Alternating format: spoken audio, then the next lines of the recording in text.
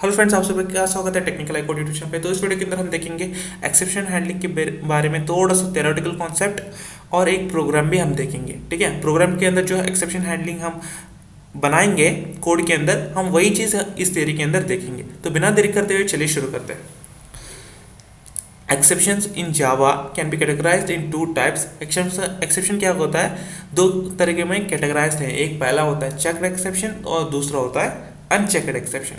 Checked exception का मतलब होता है this exceptions are handled in the code itself. ठीक है, ये एक्सेप्शंस जो कि खुद से हैंडल करता है कोड के अंदर। ठीक है, एक्सेप्शंस यानी क्या होता है, एरर्स होते हैं। ठीक है, ये एरर्स जो खुद से हैंडल होते हैं कोड के अंदर with the help of try and catch block. ठीक है, with the help of try and catch block. Try और कैच क्या है, ये दोनों ब्लॉक्स होते हैं जो कि हम जावा प्रोग्राम में के अंदर यूज़ करते हैं। ट्राई के अंदर क्या करते हैं, हम ट्राई के अंदर वो सारी कोड्स लिखते हैं जो एरर आने की संभावना होती है। और कैच के अंदर हम क्या लिखते हैं, कैच के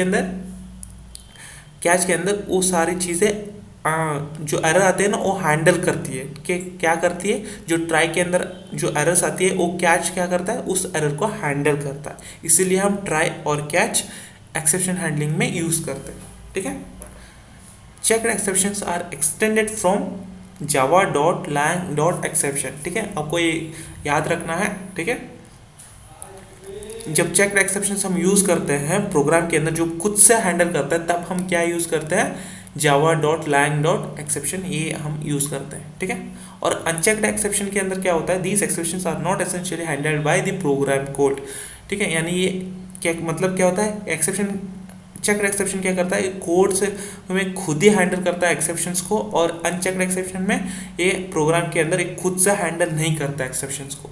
यहाँ पे लिखा है ना मैंने, handled in the code itself, but यहाँ पे क्या है, it is not handled by the programme.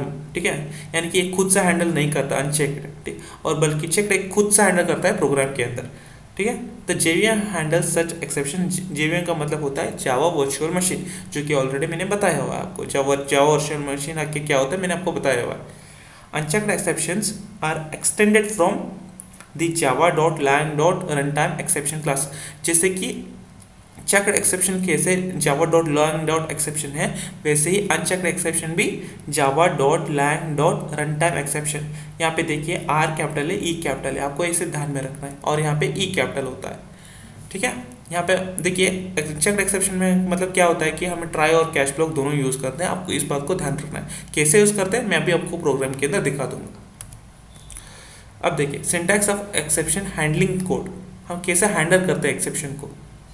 Java uses a keyword called try to preface a block of code that might contain some error।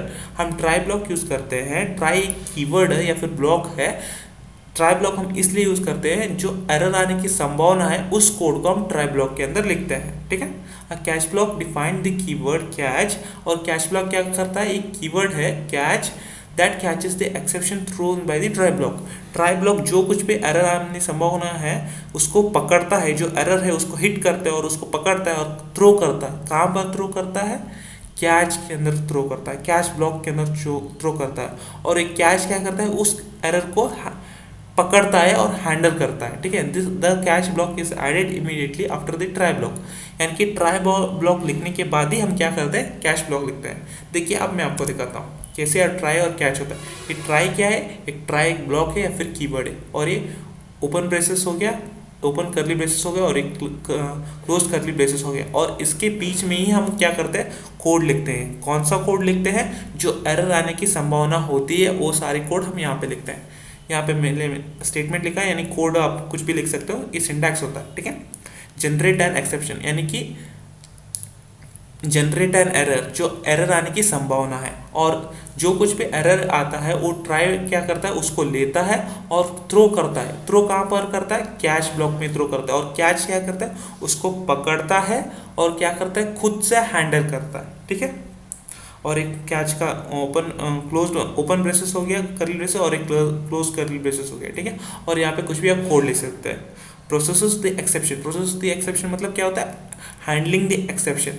और यहाँ पे जो कुछ भी आप एक्सेप्शन टाइप लिखोगे, जैसे कि अरिथमेटिक एक्सेप्शन हो गया है ना, अरिथमेटिक बाउंड्स एक्सेप्शन, या फिर है स्ट्रिंग टाइप बाउंड्स एक्सेप्शन, या फिर नल एक्सेप्शन, से अलग अलग मैंने टाइप्स है, मैंने ऑलरेडी बता चुका हूँ। वो सारे के सारे क्या है, क्लास है। ठीक है, आपको पूछा जाता है, ठीक है, ये सब कुछ यहाँ पर लिखा जाता है। अरिथमेटिक एक्सेप्शन हो गया है ना, वो सब कुछ क्या है आखिर, वो एक क्लास है। और ये ई क्या है, ई एक ऑब्जेक्ट है। ठीक है,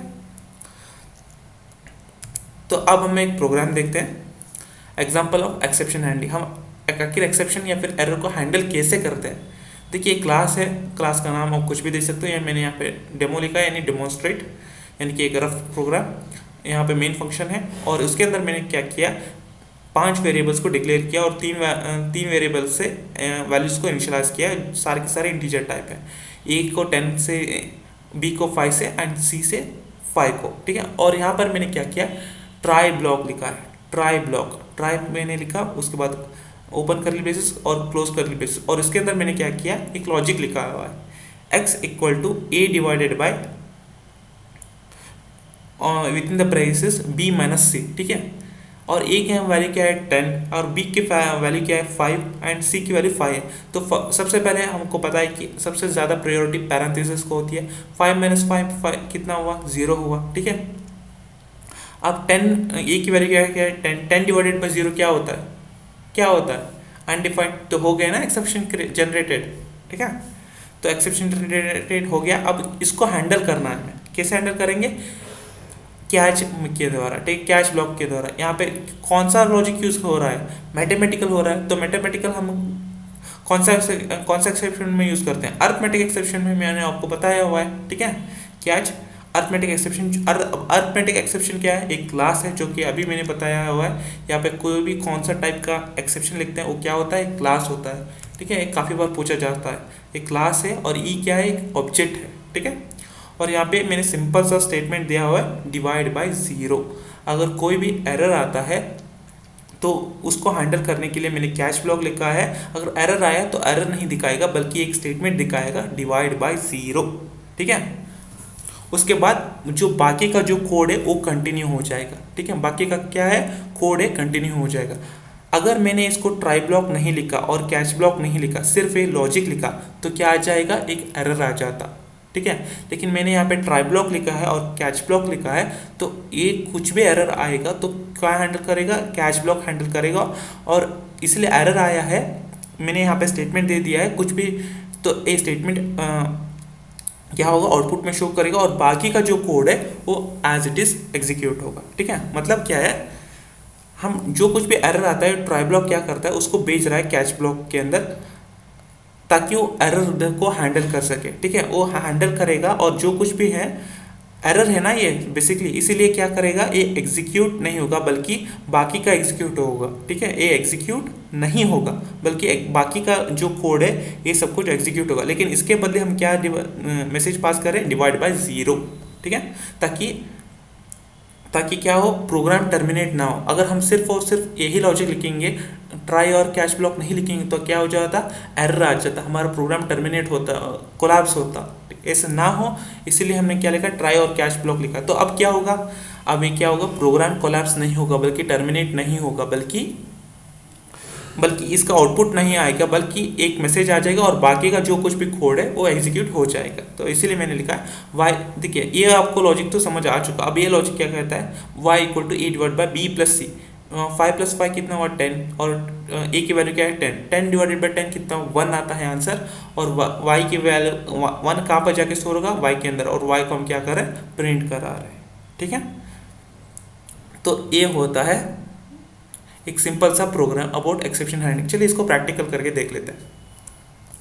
देखिए फ्रेंड्स, मैंने यहाँ पे क्या किया है, सिंपल सा वही प्रोग्राम लिखा है, बस थोड़ा सा मैंने चेंज किया है। देखिए, यहाँ पे मैंने कुछ वेरिएबल्स को डिक्लेयर किया और उसके साथ वैल्यूज को इनिशियलाइज किया, ए को 10 को, बी के 5 से, और सी से 5 को। ठीक है, और डी एंड ई वेरिएबल मैंने लिया है, D equal to A divide by B minus C लिया है। ठीक है, 5 - 5 कितना हुआ, 0 हुआ, और ए की वैल्यू क्या है 10 है। ठीक है, और भी 10 डिवाइडेड बाई 0, जो कुछ भी वैल्यू आता है कहाँ पे जाके स्टोर होगा, डी के अंदर जाकर स्टोर होगा, और उस वैल्यू को हम प्रिंट करा रहे हैं मैसेज के साथ। मैसेज क्या है, डिवीजन इक्वल टू। ठीक है, उसके बाद मैंने एक और मैसेज पास किया है, डिवाइड बाय ज़ीरो एरर, ठीक है। उसके बाद मैंने एक और लॉजिक लगाया ई वेरिएबल के साथ, equal to A divide by B plus C, ठीक है। फर्स्ट सबसे पहले पैरेंथेसिस के अंदर जो कुछ भी है वो एग्जीक्यूट होगा, बी प्लस सी मतलब 5 + 5 10, ये 10 ई की वैल्यू क्या है 10, 10 डिवाइडेड बाय 10 कितना हुआ 1 होता है, और 1 कहाँ पे जाके स्टोर हुआ ई के अंदर, और ई को हम कहाँ प्रिंट करा रहे हैं यहाँ पर प्रिंट करा रहे हैं, ठीक है। और यहाँ पे डिवीजन मैंने लिखा है, मतलब इस डिवीजन के साथ ये ई वैल्यू प्रिंट हो जाएगी। देखिए यहाँ पर आपको ध्यान देने वाली बात ये है, मैंने यहाँ पे ट्राई और कैश दोनों नहीं लिखा, तो क्या आ जाएगा जी बिल्कुल एरर आ जाएगा। क्यों एरर आ जाएगा? क्योंकि यहाँ पर अनडिफाइंड वैल्यू है, एक्सेप्शन जनरेट हो चुका है। यहाँ पे क्यों जनरेट हो चुका है? 10 है डिवाइडेड बाई 0 है, 10 डिवाइडेड बाई 0 क्या है? अनडिफाइंड है। चलिए इसको मैं कंपाइल करके दिखाता हूँ।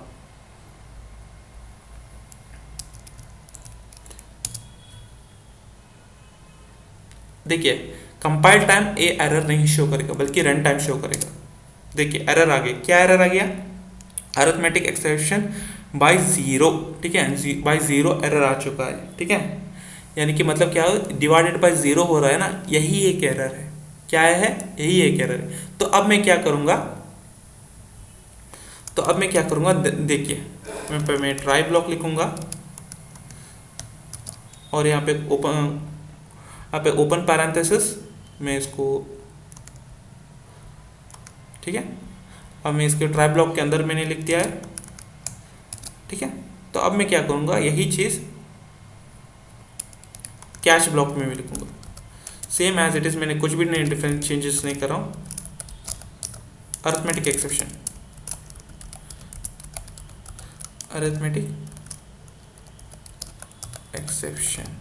ई। देखिए ये अरिथमेटिक एक्सप्रेशन केस सेंसिटिव है। जहाँ पर कैपिटल लेटर्स है वहाँ पर आपको कैपिटल लेटर्स लिखना है, जहाँ पर स्मॉल लेटर्स है वहाँ पर आपको स्मॉल लेटर्स लिखना है। अरिथमेटिक एक्सप्रेशन क्या है? एक क्लास है, ठीक है। ये यहाँ पर ए कैपिटल है और ई कैपिटल है, और बीच में कोई स्पेस नहीं है, और ये स्मॉल ई क्या है? एक ऑब्जेक्ट है, ठीक है।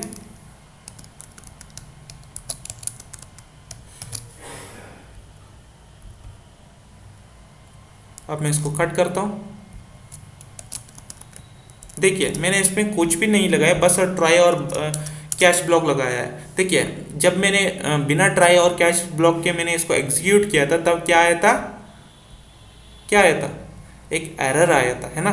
तो अब देखिए मैं क्या करूँगा, इसको सेव करूँगा। अब मैंने क्या किया, ट्राई ब्लॉक के अंदर जो एरर आने की संभावना है, जो कि 10 डिवाइडेड बाई 0 है, वो है ना, वो एरर आने की संभावना है। 10 डिवाइडेड बाई 0 कुछ भी नहीं होता, अनडिफाइंड वैल्यू होता है प्रोग्रामिंग के अंदर, इसलिए एरर आने की संभावना है। और उसको मैंने कहाँ पर लिखा है? ट्राई ब्लॉक के अंदर लिखा है।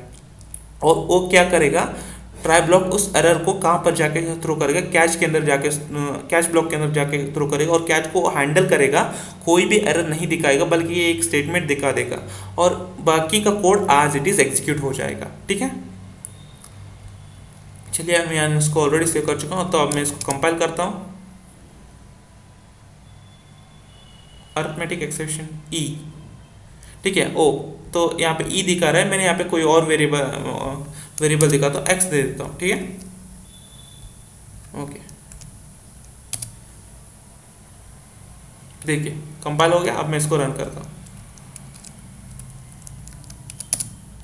देखिए रन हो गया है। अब हमारे पास आउटपुट क्या आ रहा है? Divide by 0 error.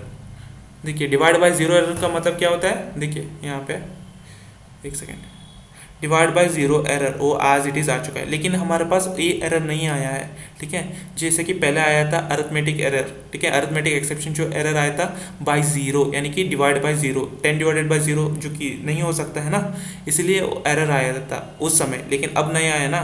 तो अब ये क्या है, ये सब कुछ एग्जीक्यूट नहीं हुआ है, बल्कि इसकी जगह मैंने एक स्टेटमेंट दे दिया था डिवाइड बाय 0, वो एग्जीक्यूट हुआ है, मतलब वो प्रिंट हुआ है, ठीक है। उसके बदले में अगर कुछ भी एरर आए तो हैंडल कर दीजिएगा। कौन हैंडल कर रहा है? कैश ब्लॉक हैंडल कर रहा है। और क्या एग्जीक्यूट हुआ? डिवाइड बाय 0, मतलब एक स्टेटमेंट पास हो गया था इसके बदले, ठीक है। तो बाकी का जो कुछ भी कोड है वो एज इट इज़ क्या हो गया? एग्जीक्यूट हो गया। देखिए ये इसका रिजल्ट क्या आता है? 1 आता है, ठीक है। 10 डिवाइडेड बाई 10 1 आता है। 1 को प्रिंट कर रहे हैं डिवीजन इक्वल टू के साथ, और क्या प्रिंट हुआ है? डिवीजन इक्वल टू के साथ क्या प्रिंट हुआ? 1 हुआ है। जो आंसर आना चाहिए था, जो ट्राई ब्लॉक के अंदर या फिर एरर आना चाहिए था, वो नहीं आया। क्यों एरर नहीं आया? क्योंकि एरर को हैंडल करने के लिए हमने एक कुछ चीज़ बनाया, वो क्या है? Catch block. ठीक है, तो इस तरह से हम एक्सेप्शन हैंडलिंग को यूज़ करते हैं। मुझे उम्मीद है फ्रेंड्स आपको पता चल गया। तो इसी तरह जैसे अरिथमेटिक एक्सेप्शन है, उसी तरह बाकी का एक्सेप्शंस भी है, बाकी का टाइप्स भी एक्सेप्शन का जो आप यूज़ कर सकते हैं उनके मुताबिक। जैसे कि मैथमेटिक के लिए हम अरिथमेटिक एक्सेप्शन यूज़ करते हैं, और चीज़ के लिए और एक्सेप्शन हम यूज़ करते हैं। ठीक है, मुझे उम्मीद है फ्रेंड्स आपको सब कुछ पता चल गया होगा। अगर कुछ भी डाउट हो तो कमेंट सेक्शन आप ही के लिए खुला है, तो कमेंट कर दीजिएगा। इस वीडियो को एक लाइक एंड चैनल को सब्सक्राइब एंड बेल आइकन भी जरूर दबाएं। मिलते हैं अगले वीडियो में, till then take care, bye bye.